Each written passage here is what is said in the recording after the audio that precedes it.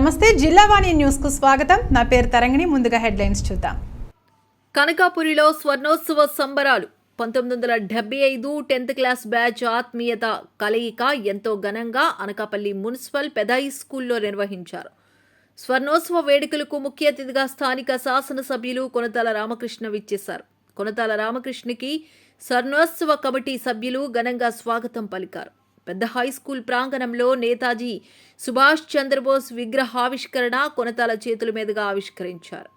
ఈ కార్యక్రమానికి సభ అధ్యక్షుడిగా షేక్ ఇస్మాయిల్ వ్యవహరించారు. అనంతరం గురుపూజ మహోత్సవం, జాతీయ గీతాలపన, పతాక ఆవిష్కరణ ఆలపించారు. కొనతాల రామకృష్ణ చేతుల మీదుగా జ్యోతి ప్రజ్వలన చేసి స్వర్ణోత్సవ సావనీర్ను ఆవిష్కరించారు.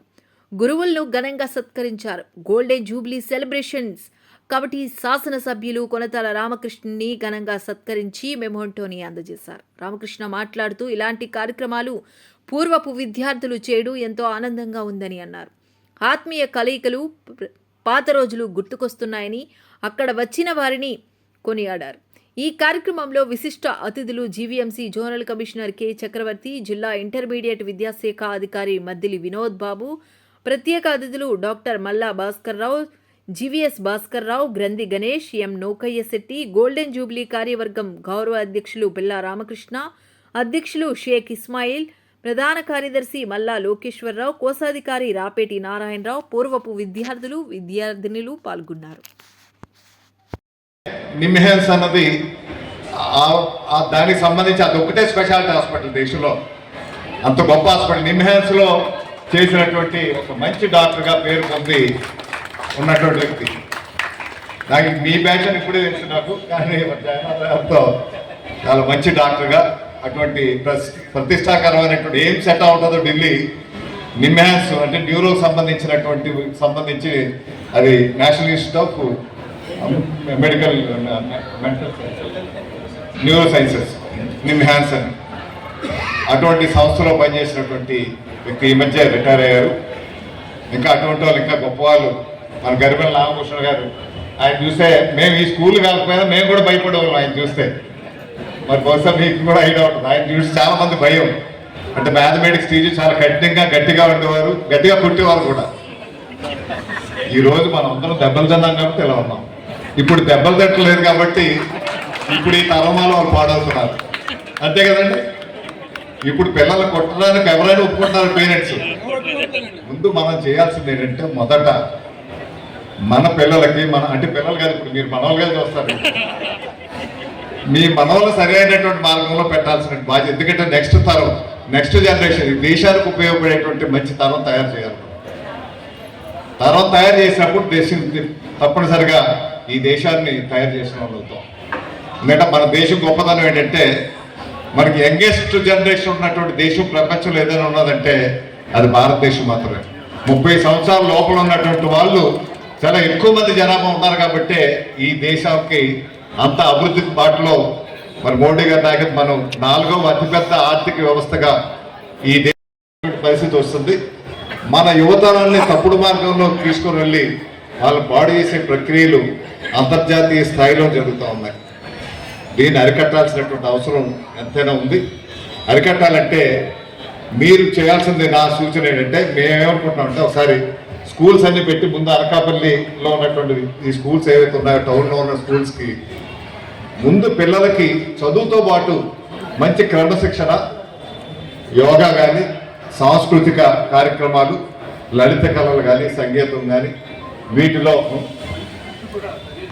ఫుడ్ ఒకటి, న్యూట్రిషన్, ఇవన్నీ కూడా చాలా ముఖ్యం. అవి నేనంటే యోగా స్కూల్తో మాట్లాడి ప్రతి స్కూల్లో కంపల్సరీగా యోగా క్లాసెస్ పెట్టినప్పుడు ఒక శారీరక క్రమశిక్షణ వచ్చినప్పుడు ఆటోమేటిక్గా మానసిక క్రమశిక్షణ వస్తుంది. ఇప్పుడు పిల్లలు అవసరం ఎంత ఉంది. ఎందుకంటే ఇప్పుడు పర్సన్ టు పర్సన్ కాంటాక్ట్ లేకుండా పోయింది. మన ఆత్మీయంగా ఈ రంగం కలుసుకునే అవకాశాలు ఎక్కడ దొరుకుతున్నాయి చెప్పండి? ఎక్కడ అవకాశాలు ఉండట్లేదు.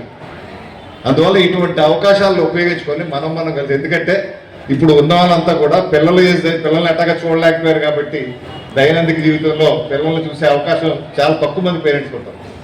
ఇప్పుడు మనల్ని చూసే టైం వచ్చింది కాబట్టి మనల్ని జాగ్రత్తగా పెంచే కార్యక్రమాలు చేయాల్సినటువంటి అవసరం మనందరి బోధ స్కంధాల మీద ఉంది. అండ్ మీరు వృత్తాభక్తిగా ఈ స్కూల్లో కూడా యోగా కానీ లేదంటే సంగీతం క్లాసెస్ కానీ అటువంటివి పెట్టే విధంగా చేస్తే దానివల్ల పిల్లల భవిష్యత్తు చాలా బాగుంటుంది. అటువంటి భవిష్యత్తు తీసుకురావాల్సినటువంటి అవసరం ఉంది. దీంతో పాటు ఇప్పుడే చెప్పారు నాయక్, మనకి పెద్ద లోపం ఏంటంటే ఈరోజు ఎక్కడ చూసినా మీకు క్యాన్సర్ విపరీతంగా పెరిగిపోతుంది ఈ దేశంలో.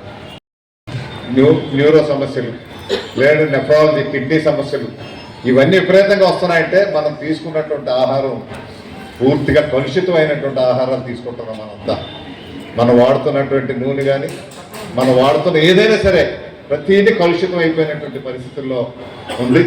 అది మనం మంచి ఆహారం ఎట్లా వస్తుందంటే నేనైతే ఏమనుకుంటే అనుకుంటున్నాను, భవిష్యత్తులో ఇప్పుడు ఏదైతే పారిశ్రామికీకరణ ఎట్లా జరుగుతుందో అదేవిధంగా ఐటీ రంగం ఎట్లాగైతే అభివృద్ధి చెందుతుందో ఈ quantum computing system, data centres ఇవన్నీ వస్తూ ఉన్నాయి. మనకి అదృష్టవశాత్తు వస్తూ ఉంది. టెక్నాలజీలో ఈ రాష్ట్రం ఒక 5 సంవత్సరాల తర్వాత దేశంలోనే నెంబర్ 1 అయ్యే అవకాశాలు అయితే చాలా ఎక్కువగా కనిపిస్తూ ఉన్నాయి. అటువంటి మార్గంలో వెళ్తా ఉన్నాం.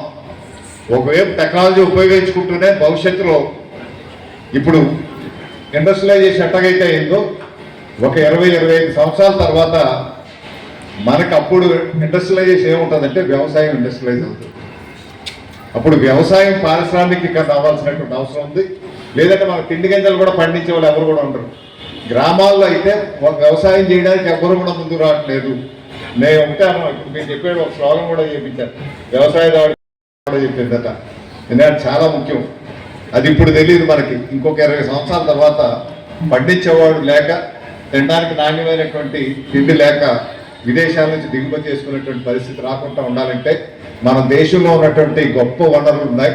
ఈ వనరులను ఉపయోగించుకొని ప్రపంచ దేశాలకు ఆహార ధాన్యాలు సరఫరా చేయగలిగేటువంటి భవిష్యత్తు మన దేశానికి మాత్రమే ఉంది. ప్రపంచంలో అదే పెద్ద బిజినెస్ అవుతుంది భవిష్యత్తులో. ఇప్పుడు చాలా మంది టెక్నోక్రాట్స్ చూస్తున్నాం, ఐటీ చదివి వాళ్ళు 20-30 లక్షల రూపాయలు జీతాలు సంపాదిస్తున్న వాళ్ళు కూడా హైదరాబాద్, బెంగళూరు పక్కకు వచ్చి ఫామ్ హౌసెస్ అని పెట్టుకొని 5 ఎకరాలు 10 ఎకరాలు పెట్టుకొని ఒక మంచి ఆటోమేషన్తో వ్యవసాయాలు చేస్తూ వాళ్ళు లాభాలు సంపాదిస్తున్నారు. ఆ ఉద్యోగం వదిలిపెట్టుకొని ఇక్కడ చేస్తున్నారంటే ఇప్పుడైతే మన గ్రామాలకు వెళ్తే 10వ తరగతి చదువు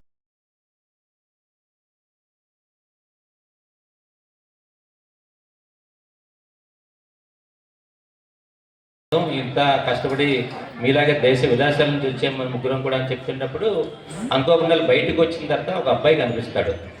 అబ్బాయి కనిపిస్తే ఇంతకీ అబ్బాయి ఎవరని అందరూ అడిగితే నేను ఈ ఊరికి ఈ డిస్ట్రిక్ట్కి నేను జిల్లా కలెక్టర్ అంటారు. అందరూ గట్టి చప్పట్లు కొట్టాలి. ఈ ఊరికి డిస్ట్రిక్ట్ జిల్లా కలెక్టర్ అంటే మీరెందుకు వచ్చారని అడుగుతారు ఈ ముగ్గురు, రామ, లక్ష్మణుడు, గణేష్ అని అతను. సరే, ఎవరైతే మీరు 4వ వ్యక్తి మీ ఫ్రెండ్ ఎవరైతే శివ అనుకుంటున్నారో వాళ్ళ అబ్బాయిని సార్. కాకపోతే గత 4 రోజుల క్రితం మా ఫాదర్ చనిపోయారు. చనిపోయే ముందు ఆయన ఏమీ చెప్పలేదు. చెప్పినప్పుడు మాత్రం ఒరే బాబు, నువ్వు ఎక్కడికైనా ఏమి ఇబ్బందుల్లో ఏ కష్టాలున్నా ఎక్కడ ఏ హోదాలున్నా కానీ నా గురించి ఒక 3 మిత్రులు వస్తారు. వాళ్ళు వచ్చినప్పుడు మాత్రం నా గురించి ముందుకు చనిపోయారని చెప్పకుండా మీ వల్ల చాలా బాగున్నాను, నా స్థితి బాగా ఉంది, ఇలా కలెక్టర్గా చదువుకున్నానని చెప్పిన తర్వాత చెప్పేసరిగా వాళ్ళ ముగ్గురు నిశ్చేషలు ఎత్తుతారు. అంటే ఈ రోజుల్లో పలకరింపు అనేది చాలా ముఖ్యం. నేను మార్నింగ్ ఇక్కడికి వచ్చినప్పుడు ఒక వ్యక్తి ఎవరో మాస్టర్ ఎవరు చెప్తారు 150 కాంటాక్ట్స్ ఉన్నాయన్నారు. అంటే 150 కాంటాక్ట్స్ అంటే ఇట్స్ నాట్ ఇంపాసిబుల్. అది మెయింటైన్ చేయడం చాలా కష్టం. మీరు అందరిని చూస్తుంటే చాలా గర్వంగా ఉంది. అంటే ఆ స్టోరీ రాసింది నిజంగా మీలాంటి స్టోరీ ఏమో అనిపిస్తుంది. ఎందుకంటే ఎంత మంచి మనసు ఉండడం చాలా కష్టం. ఇది ఒకటైతే as a being a zonal commissioner మీకు చెప్పవలసింది, ఆఫ్టర్ 40 years తర్వాత మీకు అనకాపల్లి ఎలాగ ఉంది కూడా నేను అడగాలి చాలామందికి. ఎందుకంటే రోడ్ వైండింగ్ చేయించారు. అది ఎవరు చేయించారు? మన కమిషన్ మన కొంతల రామకృష్ణ గారు గట్టిగా అడ్డుపడి చేసి ఈరోజు అటు ఇటు 40 వీటి రోడ్ అయ్యి అటు ఇప్పుడు రింగ్ రోడ్ జంక్షన్ చూసారా? ఆ రింగ్ రోడ్ జంక్షన్ కూడా చేయబోతున్నాము. అనకాపల్లి తర్వాత ఆర్ఓ పైనుంచి కూడా పైన చేయాలి. అన్నీ సార్ చెప్పవలసింది నేను చెప్పేస్తున్నాను. ఎందుకంటే ఆయన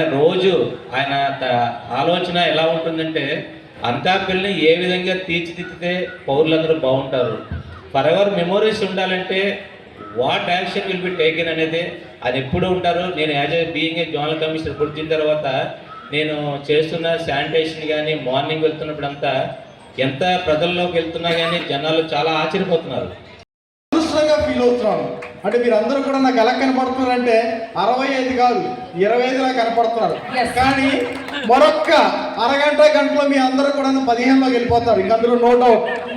ఎందుకంటే ఆ కాలేజీ ఆ క్లాస్ చూసిన తర్వాత ఆటోమేటిక్గా చిన్నప్పుడు ఇలా ఉండేవాళ్ళం, ఈ రకంగా ఉండేవాళ్ళం, ఈ స్కూల్లో చదువుకున్నాం, ఈ క్లాస్లో చదువుకున్నాం, ఆ మాస్టర్ అలాగే ఖచ్చితంగా అవన్నీ కూడా మెమరీస్ వస్తాయి. ఆ మెమరీస్ డాక్టర్ గారు చెప్పినట్టు మన ఆరోగ్యాన్ని పెంపొందిస్తాయి.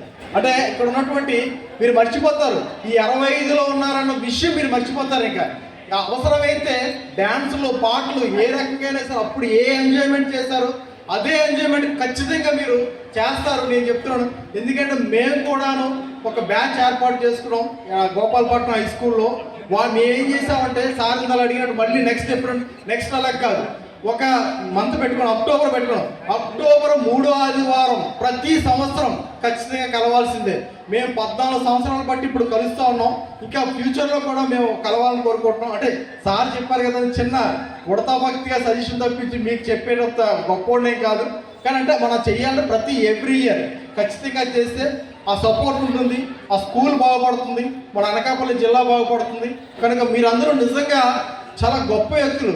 ఎక్కడెక్కడి నుంచో మరి మొత్తం దేశ విదేశాల నుంచి కూడా వచ్చి ప్రత్యేకంగా ఈ కార్యక్రమం చేస్తున్నారంటే ప్రతి ఒక్కరు కూడా ఎంత సహృదయంతో ఉన్నారో విషయం అర్థమవుతుంది. నాకు మాత్రం మా అమ్మని చూస్తుంటే నాకు పాత సినిమా యాక్టర్ని చూసినట్టు ఉంది వీళ్ళందరినీ కూడా. అంటే అక్కడ ఉన్నటువంటి ఆ పరిస్థితిలో ఎలాగే ఉండేవారు ఇప్పుడు అందరూ అలాగే కనపడుతూ ఉన్నారు. మా తాలూకా పెద్దవారు కూడా ఒక సిస్టమేటిక్గా అప్పుడు సార్తో తిరిగి మేము 10 సంవత్సరాల పాటు నిజమైన విద్యార్థులుగా పొలిటికల్ కళాశాలలో మేము నేర్చుకున్న చాలా విషయాలు. పైలాపనాయుడు గారితో నేను స్టార్ట్ చేసిన పాలిటిక్స్, పెద్దలు రామకృష్ణ గారి ద్వారా అనేక మెలుకులు తెలుసుకోవడం. చెప్పొచ్చే పాయింట్ ఏంటంటే ఆడంబరం ఉండదు, షో ఉండదు, కానీ సీరియస్గా సిన్సియర్గా ప్రతి సలహాని కూడా ఆచరింప చేయడానికి ఏ రకం సూత్రం పాటించాలో అనే విషయాలు చెప్తున్నప్పుడు ఇక్కడ మా బుక్లో కూడా రెండు మూడు విషయాలు మేము చేయాలనుకున్నాం, చేయలేకపోయాం. దాన్ని ఎత్తి చూపి స్పష్టంగా ఉంటే నెక్స్ట్ ఇయర్ మీరు సర్దిద్దుకుంటే చాలా అద్భుతంగా ఉంటుంది అనేటువంటి సూచన తప్పకుండా స్వీకరిస్తాం సార్. తర్వాత మీ ఆత్మీయత కోసం మీ ఆనందం అయితే కాదు 70% మా మేట్స్ అంతా కూడా తప్పనిసరిగా మిమ్మల్ని ముఖ్య అతిథిగా తీసుకురావాలని, మీ చేతుల మీద ఈ బంగారు ఉత్సవాన్ని, ఈ స్వర్ణోత్సవాన్ని ప్రారంభం చేయాలని చెప్పి అనుకోవడం. అదే సందర్భంలో ఈవినింగ్ కూడా మన వీరభద్ర రమేశాన్ని కూడా సాహిత్యరత్నగా, కళాకారుడిగా, మంచి కల్చరల్ యాక్టివిటీ కూడా సార్ని కూడా మరి చీఫ్ గెస్ట్గా పిలుచుకొని ఈ కార్యక్రమం రూపొందించుకోవడం జరిగింది. భవిష్యత్తులో మీ తాలూకా ఆశీర్వాదం, మీ తాలూకా సూచన, మీ తాలూకా అభిమానం మా బ్యాచ్ అందరికీ ఉండాలని, ఈ స్కూల్కి కానీ మన అనకాపల్లి నగరానికి కానీ పట్టణానికి కానీ అభివృద్ధిలో మా బ్యాచ్ కూడా కంట్రిబ్యూషన్ కొద్ది ముందుగా ఉంటామని చెప్పి మనం చేస్తూ మీ అమూల్యమైన సందేశాన్ని మీ